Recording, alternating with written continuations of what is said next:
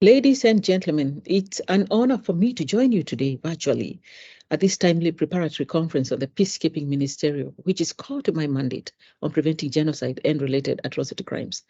My mandate was created by the United Nations in 2004 in response to the failures of the international community to prevent and respond to the genocides in Rwanda against the Tutsi in 1994 and in Srebrenica, Bosnia-Herzegovina against the Bosniak Muslims in 1995. Despite the fact of genocide and the prevention of this crime having been a part of the international legal framework since 1948. The mandate, which is on prevention, not adjudication, has enabled the United Nations and international community to have a much better understanding of risk factors and early warning signs of atrocity crimes. One of the main indicators of the risk of these crimes is hate speech. Hate speech has preceded and accompanied all genocides committed in the past and continues to be a major cause of hatred, polarization, and violence globally. Moreover, the increase in hate speech within a peacekeeping context may itself be an early warning indicator of a growing threat to the protection of civilians and the onset of human rights violations that could lead to serious international crimes.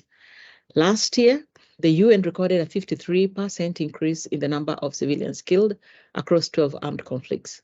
This speaks to the need to strengthen our collective efforts to protect civilians globally. Protection of civilians is an essential element of the work of the United Nations, cutting across various mandates.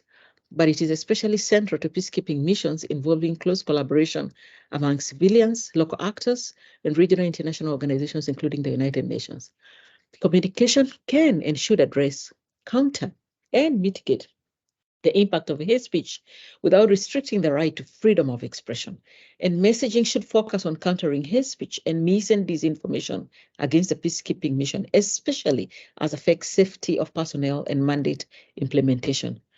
Many Security Council resolutions mandate peacekeeping missions to monitor hate speech trends and report back to the Council.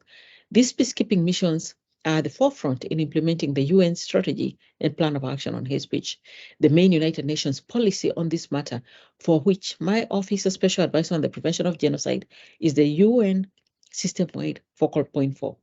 Peacekeeping missions whose mandates do not contain the requirement to monitor hate speech trends still have an important role in implementing this strategy, and one that is reinforced by their focus on protection of civilians and by the recent Security Council Resolution 2686, calling all UN peacekeeping and special political missions to systematically monitor hate speech. I would like to conclude by calling on all of you to multiply efforts to address and counter hate speech in situations that constitute a threat to international peace and security.